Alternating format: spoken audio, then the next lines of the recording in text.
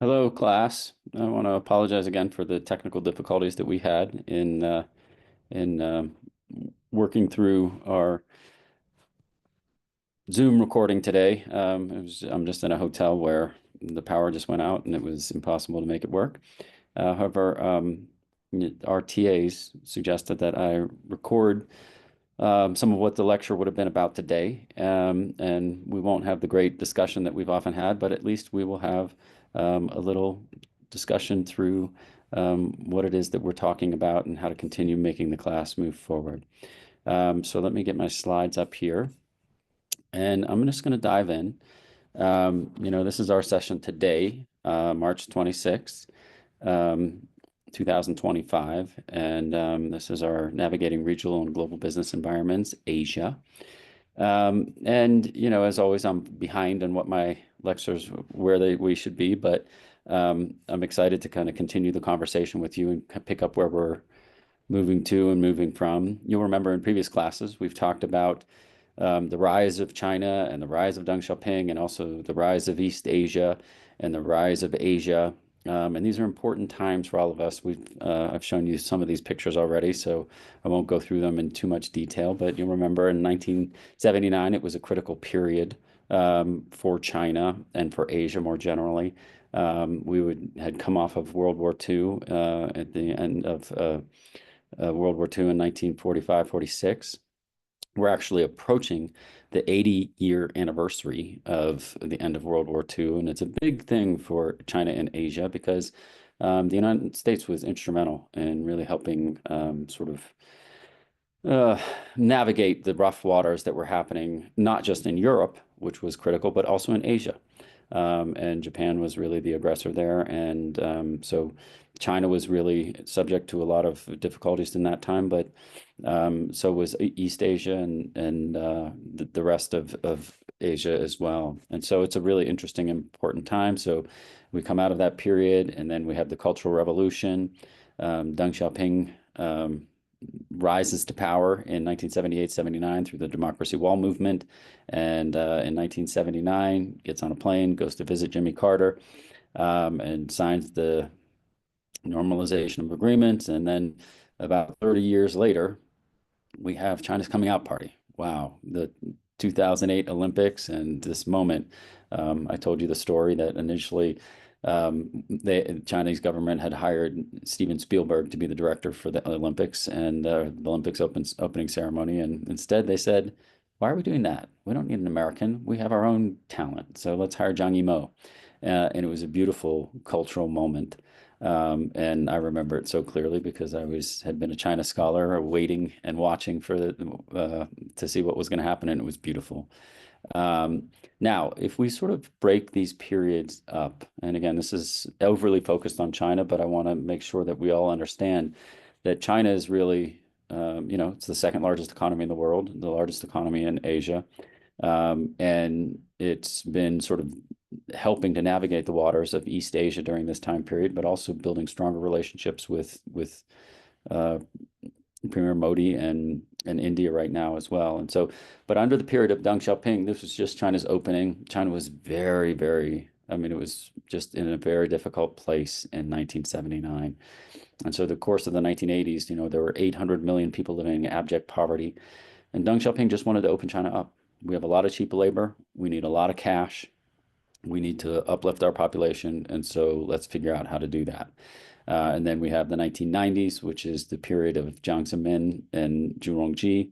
As I've mentioned to you all before, sometimes people get upset when I have this picture as a representative of that time period because Jiang Zemin was the leader of China, not Zhu Rongji. But Zhu Rongji, in my opinion, was the most important economic architect of what was going on in China during this time period. So the 1990s, and this is the period when I got to know China very well because it was the period in which I did my doctoral dissertation research. I first lived in Shanghai in the 1990s, and I actually studied foreign joint venture investments and technology transfer and all kinds of things that really were critical during this time period. And, it was very clear under the leadership of Jiang Zemin and Zhu Rongji that if you wanted to enter China, you had to give something.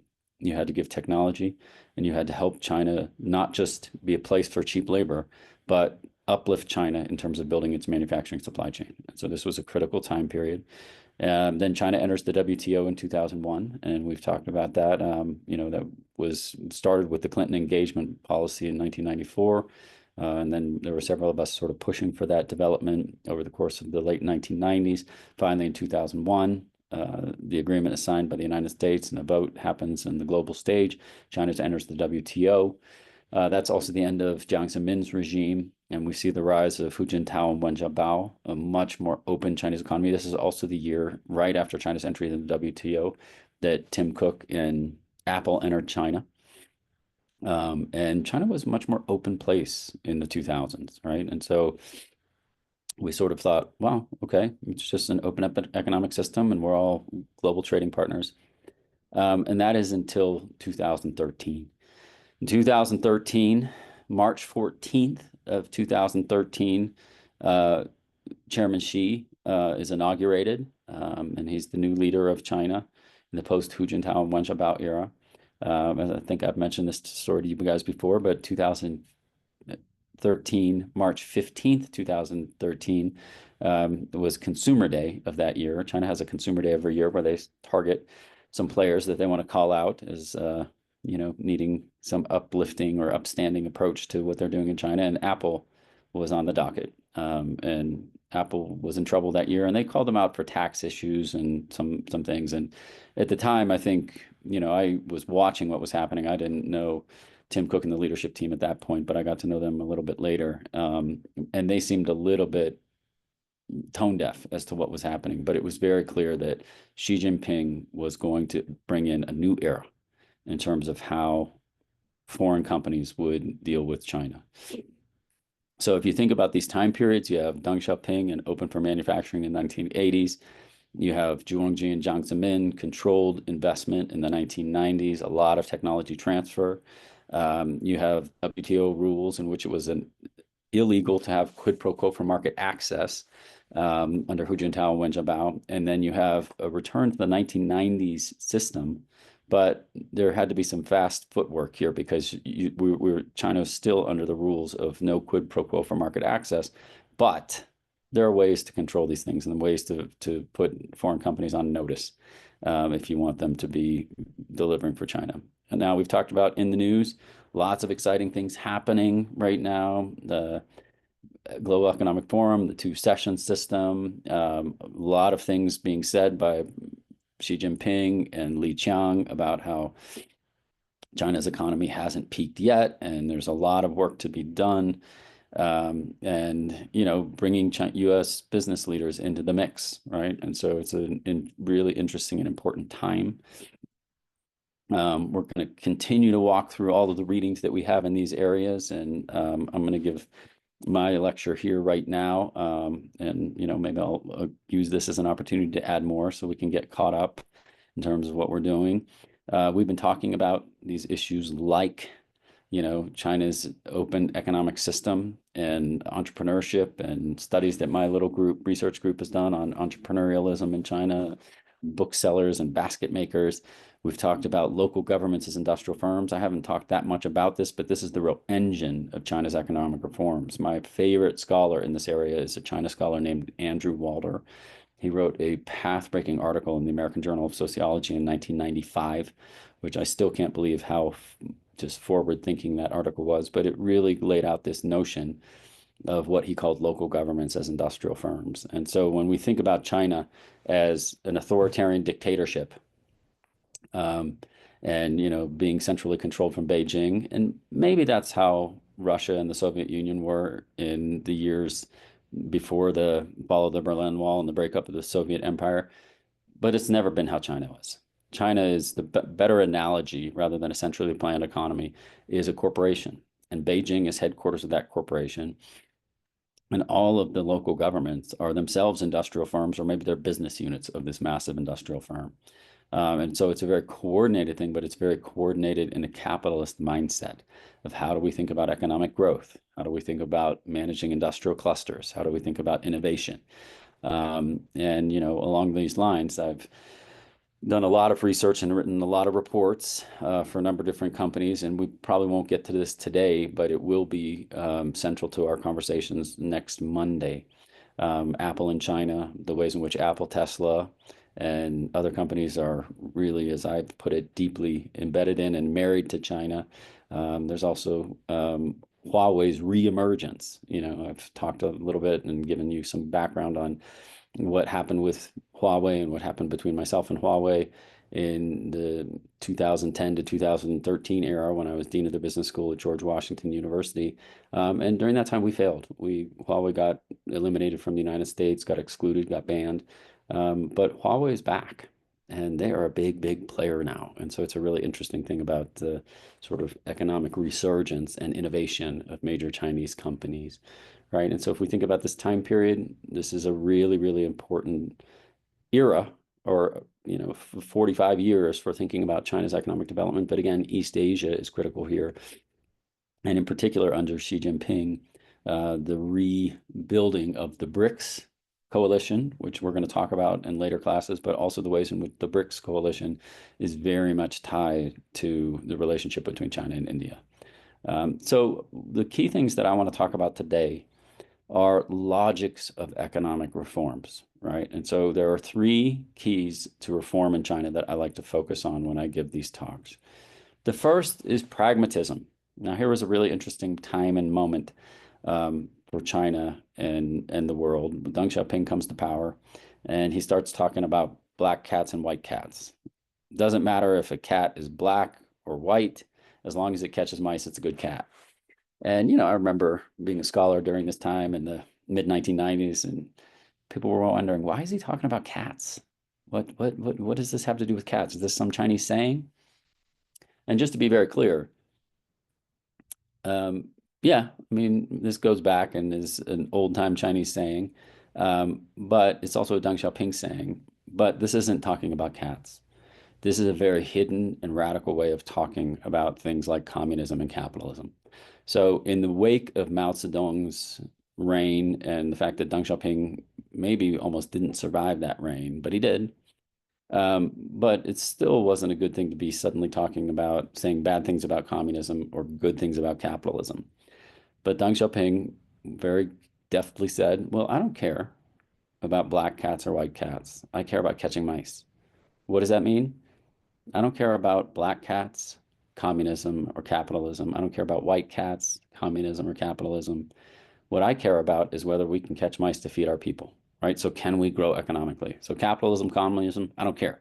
What I want is to bring in cash to this economy so we can get 800 million people out of abject poverty and not have people starving, okay? And so, it's again a very radical statement framed in a very gentle way, okay? Um, so first thing that's critical to China's economic reforms is pragmatism. Second thing that is critical to China's economic reforms is gradualism, right? And I think I have slides about Jeffrey Sachs and Janos Kornai a bit later from now. Um, Shock therapy was a big notion of neoclassical economic theory. Jeff Sachs was trained in the Chicago School of Economics and underneath the tutelage of Milton Friedman. And the basic idea was markets are the smartest way to organize economies. And so, I don't care. Like, let's just get the government out of the way and let markets do their magic, right? And so there was a big thing in the Soviet Empire, particularly after the fall of the Berlin Wall and the transformation of the Soviet Empire in the mid 1990s, where Jeff Sachs and Janos Kornai argued for shock therapy. Just get the government out of the way and let markets do their magic. And Deng Xiaoping resisted this idea. Deng Xiaoping said, which means what? It means feeling for stones to cross the river. We know on the other side of this river is the riverbank of economic prosperity and people not living in poverty anymore. But how are we going to get there? Well, we're going to step on this stone and see how that works, step on the next stone, see how that works, and we're going to feel for stones to cross this river, and we're going to get to the other side, right? So again, Jeff Sachs, this is, I respect Jeff tremendously. And if you've been watching the Global Economic Forum uh, in China, he was there And I respect him, and I think he's had a huge impact on the world. He and I just disagree on the value of markets and the value of neoclassical economic theory. But Jeff Sachs and Janos Kornai were the key players in this. Deng Xiaoping and the Chinese leaders, later Zhu Rongji and Jiang Zemin, they rejected this idea. And they said gradualism, Moshe. And what they said was gradualism allows for stability during transitions and experimentation with new institutional forms. And these new institutional forms are often hidden, right? They're often emergent, and we don't know. The third key thing that is central to the Chinese economy, and this is me speaking as an economic sociologist, it's not just pragmatism, it's not just gradualism, it's also decentralization. And this goes back to Andy Walder's idea about local governments as industrial firms, right? So decentralization, how are we thinking about this system, right? Well, the system, we often think about China as this massive place, 1.4 billion people. Back then it wasn't the second largest economy in the world, but today it is. And we think of it as Red China. And the truth is that China is very complicated, right? It's a complicated place of 31 provincial level units. You could think of those as units that are similar to the size of US states. They're a little different than states because there are 27 provincial provinces that are like states in terms of land mass and have multiple cities. And then there are 4 provincial level cities, Shanghai, Tianjin, Beijing, and Chongqing, right? And so these cities are also the levels of provinces because they're such powerful and important cities, right?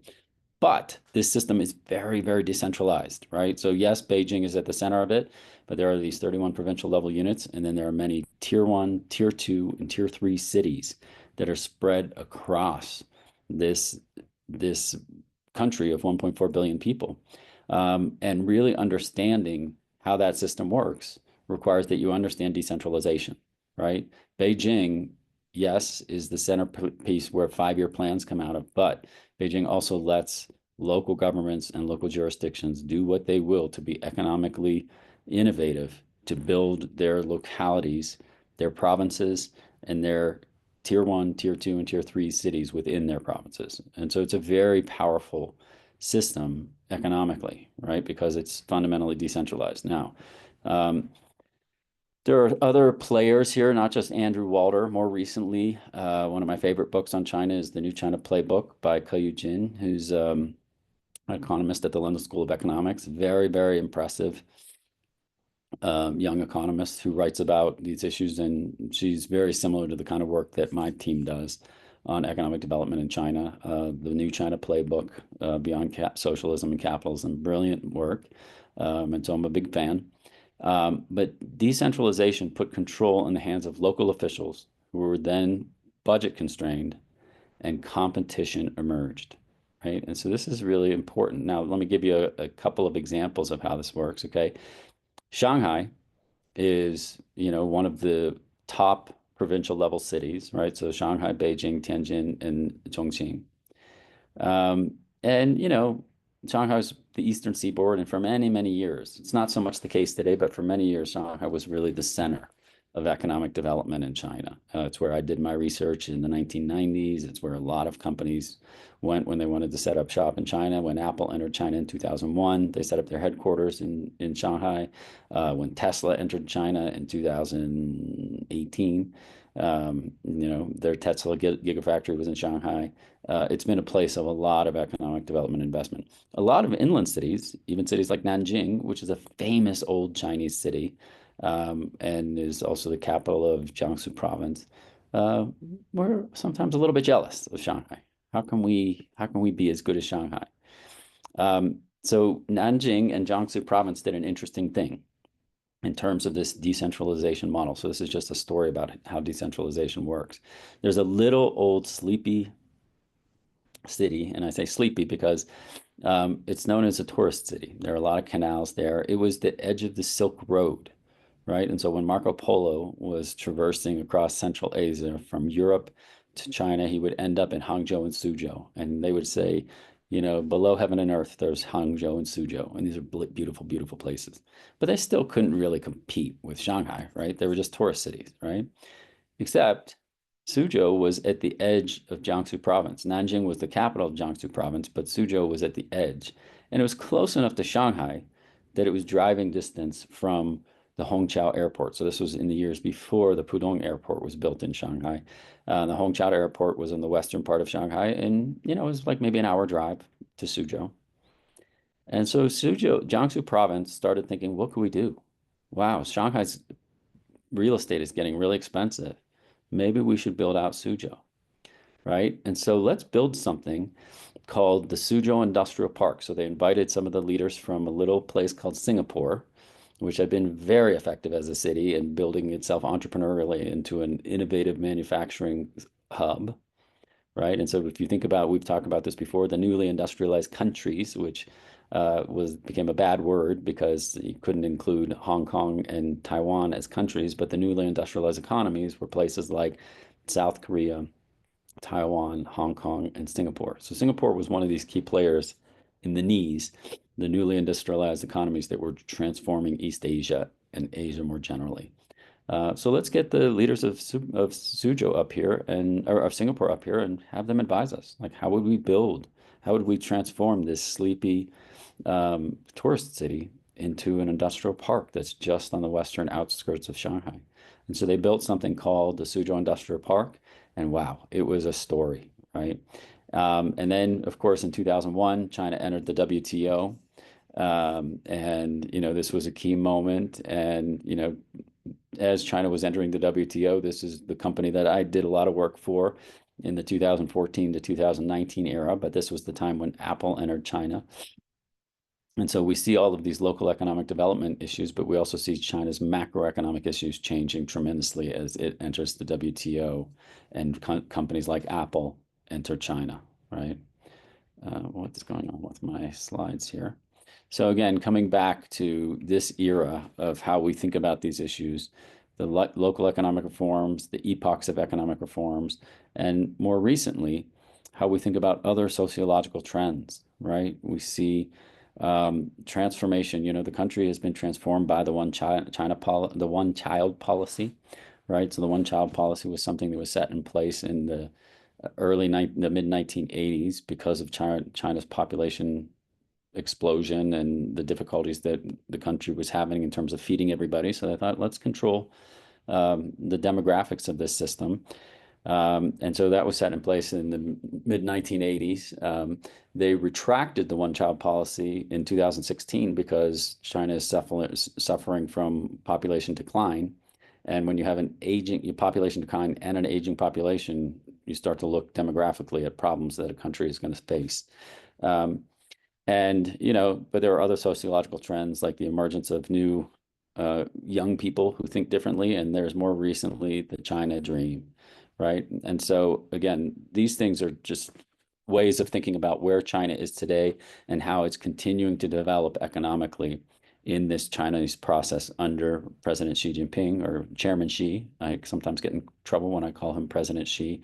But we've been talking about this process and how to really think deeply about where China is and where President Xi Jinping, Chairman Xi, wants China to go and how we want to see development. Now, it's not just about economic development internally. In this class, we're talking about Asia more generally, and the BRICS Coalition and the Belt and Road Initiative are key to this, right? And some people think the Belt and Road Initiative is just a way for China to get cheap labor and open other markets. My view is more radical than that. This is a way for China to pivot away from the United States and from dependence on the United States and to some extent NATO. And so these are really, really important times, and we're going to continue to talk about these issues as we go through our remaining classes in doing business, in regional business, political economy, and Asia. And so we're going to be talking about this, and I want to continue our conversations as a group. And again, very sorry that today we didn't get to watch everything that we wanted to, or didn't get to have the conversations that we wanted to have together. The one final thing I'll say here is my own team predicts very clearly that China is going to be the largest economy. We think the numbers look like, and this is not just from us, this is the China, the economic league tables And, we think that they're right. Like, we think that it looks like China is going to be the largest economy in the world in 2028, 2029. And so, this is a big time. It's really important, and it's important to think through everything that we're doing. And so let me just end there, and let's continue our conversation as we go through this. And I'll send out these slides with, or this video with notes for what we should have covered in class today, and how to continue to be prepared for class on Monday. And I want to thank you all for your patience in dealing with the technological issues that we were having. And I look forward to talking to you all soon and seeing you all on Monday, bright and early. So thank you very much, and we'll talk soon.